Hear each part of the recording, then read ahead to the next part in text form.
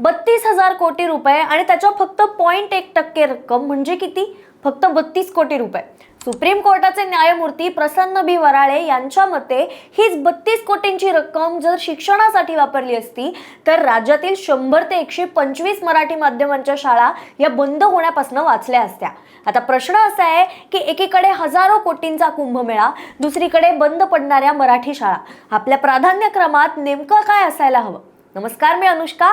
आज याच सगळ्याबाबत आपण बोलणार आहोत, पण सुरू करण्याआधी आमच्या चॅनलला नवीन आला असाल तर सबस्क्राईब करा आणि माझा व्हिडिओ आवडला तर लाईक, शेअर, कमेंट करायला विसरू नका. नाशिकच्या सिंहस्थ कुंभमेळ्यासाठी हजारो कोटी रुपयांचा निधी खर्च केला जातोय. याच पार्श्वभूमीवर सुप्रीम कोर्टाचे न्यायमूर्ती प्रसन्न बी वराळे यांनी शिक्षणाच्या निधीवरती सवाल उपस्थित केला. धुळ्यातील शिरपूर इथल्या एका कार्यक्रमात बोलताना त्यांनी कुंभमेळ्याच्या खर्चाचं उदाहरण दिलं. ते म्हणाले, कुंभमेळ्यासाठी खर्च होणाऱ्या हजारो कोटी रुपयांपैकी फक्त 0.1% रक्कम जरी मराठी माध्यमांच्या शाळांसाठी वापरली असती तर 100 पेक्षा जास्त शाळा या बंद होण्यापासून आपण वाचवू शकलो असतो.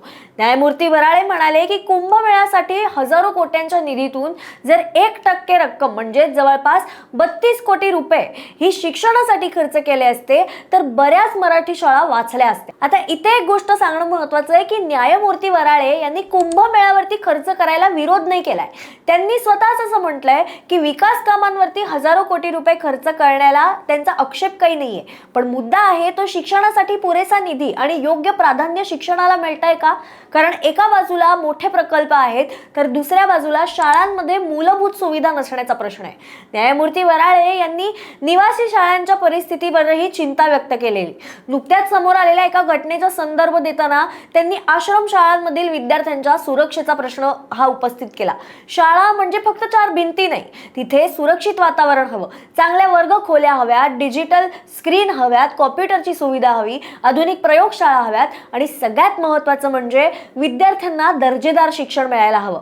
न्यायमूर्ती वराळे यांनी शिक्षणासाठीचा बजेटमधला वाटा पूर्वी 8 ते 12% आसपास असायचा, पण तो कमी झाल्याची सुद्धा चिंता व्यक्त केली. मग प्रश्न फक्त 32 कोटींचा आहे का? अर्थातच नाहीये. हा प्रश्न काही 32 कोटी विरुद्ध 32,000 कोटी असा काही प्रश्न नाहीये. हा प्रश्न आहे की आपण पैसा कुठे आणि किती खर्च करतोय. कुंभासाठी उभारली जाणारी अनेक पायाभूत कामं ही खूप वेळ आपल्याला उपयोगी पडणार आहेत असा सरकारचा दावा आहे. रस्ते, पूल, पाणी पुरवठा, स्वच्छता आणि वाहतूक यासारख्या सुविधांवरती 32,000 कोटी रुपयांचा खर्च होणार आहे. म्हणूनच आता मुद्दा असा नाहीये की कुंभाचा पैसा शाळांना द्या, तर मुद्दा असा आहे की इतक्या मोठ्या विकास आराखड्यात शिक्षणासाठीची गरजही तितक्याच गांभीर्याने का पाहिली जाऊ नये?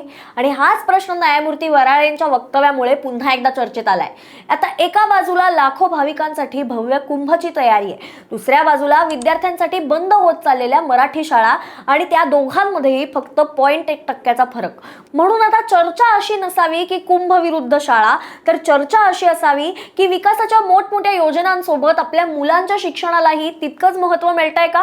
कारण रस्ते, पूल पुढची अनेक वर्ष उपयोगी पडतीलच, पण आजची शाळा बंद झाली, त्या शाळेतून शिकणाऱ्या पिढीचं नुकसान हे कोण भरून काढणार आहे?